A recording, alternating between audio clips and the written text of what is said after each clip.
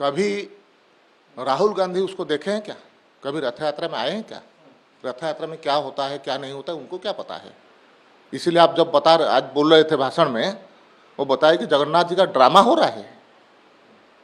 जगन्नाथ जी को लेकर वो जो भाषा प्रयोग किए हैं, ड्रामा बोले हैं रथ यात्रा को, उसको तो मैं निंदा करता हूँ। और रथ यात्रा सारे विश्व के हिंदुओं का एक आस्था की स्थान है। जगन्नाथ जी का जो रथ यात्रा होता है, इस बार सरकार ने उसको श्रृंखलित करने का कोशिश किए थे, बहुत अच्छी तरह हुआ है। मेरा कहना है कि रथ यात्रा के बारे में राहुल गांधी को बोलने का कोई अधिकार नहीं है।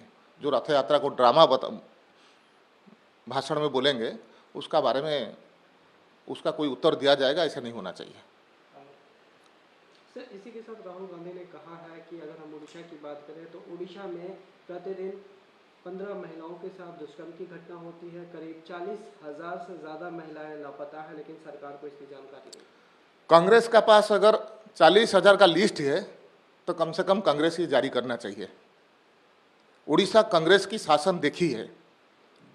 कांग्रेस नेताओं का द्वारा कैसे छवि रानी का ऊपर दुष्कर्म किया गया था, कैसे अंजना मिश्र का घटना घटी थी, वो सारे विषय उड़ीसा के लोग देखे हैं। इसीलिए 25 साल से कांग्रेस को उड़ीसा में क्षमता से दूर रखे हैं। तो कांग्रेस पहले आत्मचिंतन करे, जहां उनका पास अभी क्षमता है, जहां वो सरकार में है, वहां का सरकार ठीक चलाए, वही उनके लिए ठीक रहेगा। उन्होंने कहा कि सर महिलाएं यहाँ असुरक्षित महसूस करती हैं, सुरक्षित नहीं है।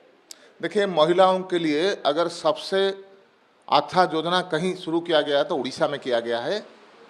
सुभद्रा योजना में 50,000 रुपया 5 साल में महिलाओं को देने का व्यवस्था किया गया है।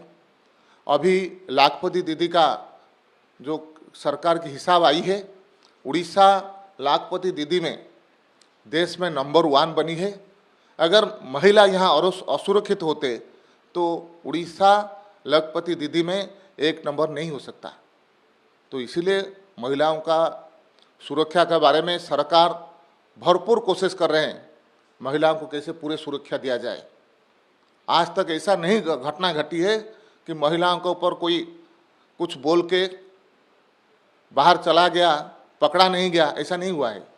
जो लोग कुछ ना कुछ किए हैं उसका ऊपर कड़ी से कड़ी कार्रवाई भारतीय जनता पार्टी का सरकार लिए हैं, क्योंकि भारतीय जनता पार्टी की सरकार महिलाओं का प्रति समर्पित सरकार है। इसलिए महिलाओं का सुरक्षा, महिलाओं का विकास, ये भारतीय जनता पार्टी का प्राथमिकता है। सर, इसी के साथ मल्लिकार्जुन खड़गे मंच को साझा करते हुए उन्होंने कहा है कि भारतीय जनता पार्टी और मोदी केवल झूठ बोलते हैं। जब भारत और पाकिस्तान के बीच में युद्ध हुआ था तो डोनाल्ड ट्रंप ने सीज फायर का अनाउंसमेंट किया था। इस बात को लेकर ट्रंप ने कई बार कहा, लेकिन मोदी सरकार या भारतीय जनता पार्टी इस पर कोई टिप्पणी नहीं की। देखिए, भारतीय जनता पार्टी का टिप्पणी आ चुका है, भारतीय सेना का भी टिप्पणी आ चुका है। पाकिस्तान ने पहले भारत से अनुरोध किया सीज फायर करने के लिए, भारत जो करना चाहिए था वो कर चुका था, इसलिए भारत राजी हुआ। और मैं उनको पूछना चाहता हूं, उनको भारतीय सेना का ऊपर भरोसा है या डोनाल्ड ट्रंप का ऊपर भरोसा है? कम से कम ये तो कम से कम फाइनल करना चाहिए, वो तो सार्वजनिक करना चाहिए।